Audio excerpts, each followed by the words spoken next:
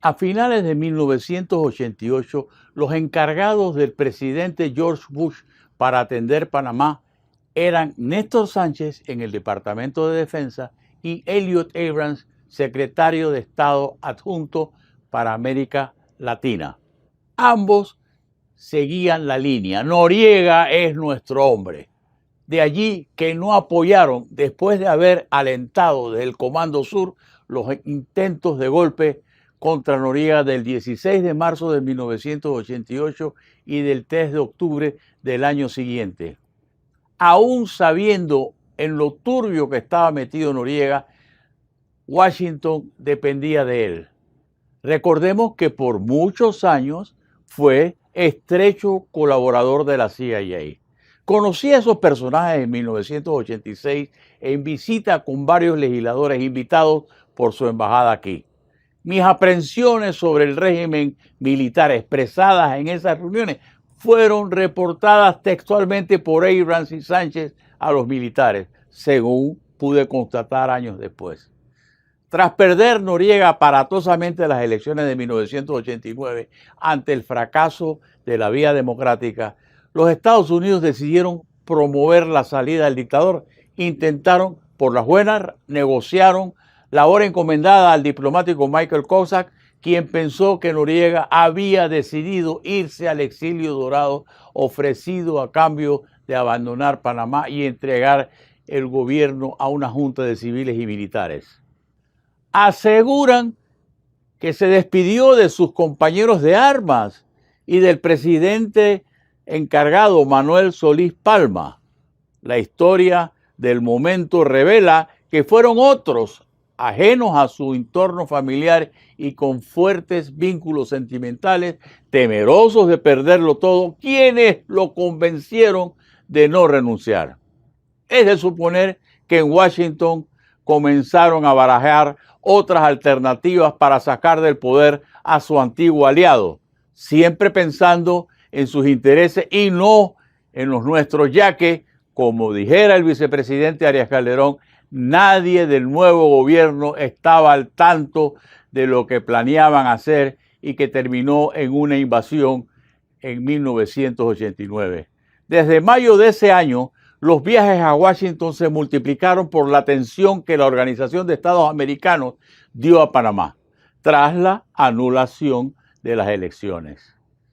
Nos movilizamos allá, Ricardo Arias Calderón y mi persona, asistiendo también algunas veces Francisco Artola del panameñismo y Guillermo Quijano del Molirena, así como Diógenes de la Rosa.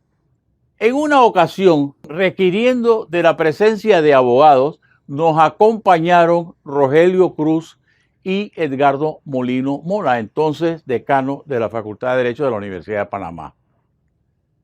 En Washington nos esperaban Gabriel Luis Galindo, muy conectado con los círculos políticos en Washington, que había huido de Panamá ante el asedio de Noriega, y el ingeniero José Isabel Blandón, desertor del gobierno, que abandonó el cargo como cónsul de Panamá en Nueva York.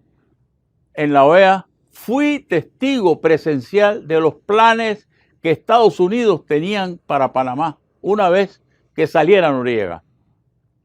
En una de esas reuniones, presentes Larry Eagleberger, segundo del Departamento de Estado, y Bernard Aronson, quien reemplazaría a Abrams, Eagleberger sugirió que, caído Noriega, debía encargarse del gobierno de Panamá una junta de notables, mencionando a JJ Vallarino, entonces presidente de la Coca-Cola, con el perfil para integrarla, que a los pocos meses organizara elecciones democráticas. Arias Calderón, muy molesto, interrumpió la conversación privada y dijo categóricamente que bajo ninguna circunstancia aceptaría que no se encargara de la presidencia el ganador de las elecciones de mayo, Guillermo Endara. Los estadounidenses, ante tanta firmeza del primer vicepresidente Endara y quizás posible beneficiario de una nueva elección, guardaron silencio. No pocos, a final de 1988, daban como un hecho que el candidato opositor frente a la dictadura sería Arias Calderón, no solo por su excelente preparación, sino por su activa lucha contra los poderes constituidos y el combativo partido que lo respaldaba. Los militares jugaron la carta de la división, pensando que un orgulloso Arias Calderón jamás cedería su candidatura. Los liberales se trancaron en la candidatura de Guillermo Endara, un excelente abogado corporativo, pero sin ninguna cancha política. Había sido secretario de Arnulfo Arias. Nunca pensaron que Arias Calderón, para impedir el triunfo del PRD y la jugarreta militar, declinaría con valentía su candidatura presidencial. La historia nos dice qué pasó y cuál fue el pago que su hidalguía recibió por parte de Endara, expulsándonos del gobierno solo 15 meses después. Ese episodio, vivido personalmente, demuestra que el gobierno de Estados Unidos no estaba muy satisfecho con que Guillermo Endara fuese el presidente, importándoles poco si había ganado o no las elecciones.